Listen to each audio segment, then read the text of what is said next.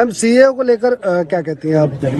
ये चुनाव का माहौल है और जनता के पास हम लोगों को समझाने के और बताने के बहुत सारे मुद्दे हैं, चाहे वो महंगाई का मुद्दा हो, चाहे वो किसानों का मुद्दा हो, एमएसपी का मुद्दा हो, चाहे वो युवाओं की रोजगार का मुद्दा हो, चाहे वो महिलाओं की सुरक्षा का मुद्दा हो। सीए जैसे जो लागू किया गया एकदम एंड मौके पे, तो जनता समझ रही है कि यह चुनाव से डिफ्लेक्ट करने के लिए या लोगों का ध्यान हटाने के लिए मेन मुद्दों से, इसीलिए सीए का मुद्दा है। मैम, अमित शाह कह रहे हैं कि नागरिकता देने का कानून है, लेकिन समाजवादी पार्टी और विपक्ष वर्ग लाने का अच्छा नागरिकता देने का ये कानून है, बहुत अच्छा है और अमित शाह जी ऑलरेडी इस पे पहले बोल चुके हैं, बहुत ज्ञान दे चुके हैं और मुझे लगता है कि अब लोगों को एक ज्ञान प्राप्त हो चुका है। अब चुनाव का सीजन है, अब चुनाव में जो मूलभूत जो मुद्दे हैं उन पे ध्यान देने की। मैनपुरी लोकसभा चुनाव में अगर भाजपा केशव प्रसाद मौर्य को चुनाव में उतारती है तो समाजवादी पार्टी किस तरह की फाइट दे पाएगी, क्या लगता है? समाजवादी पार्टी मैनपुरी में बहुत स्ट्रांग रही है और हमेशा रहेगी, क्योंकि समाजवादी का जो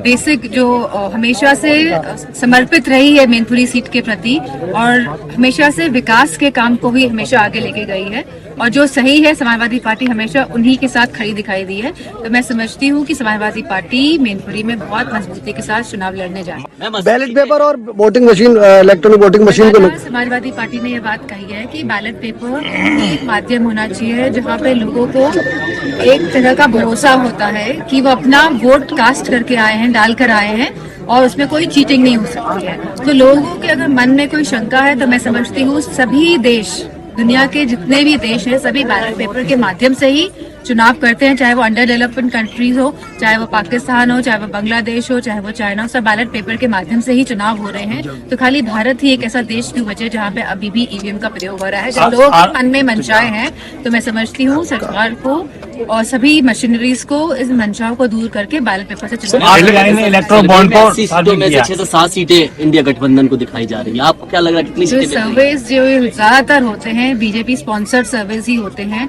जिस तरह हमको देखने को मिला है जो बॉन्ड वाला जो मसला आया है और जो चंदा इतना मिला है बड़ी बड़ी पार्टियों को, तो मैं समझती हूँ इस तरह के सर्विस का अभी कोई औचित्य नहीं।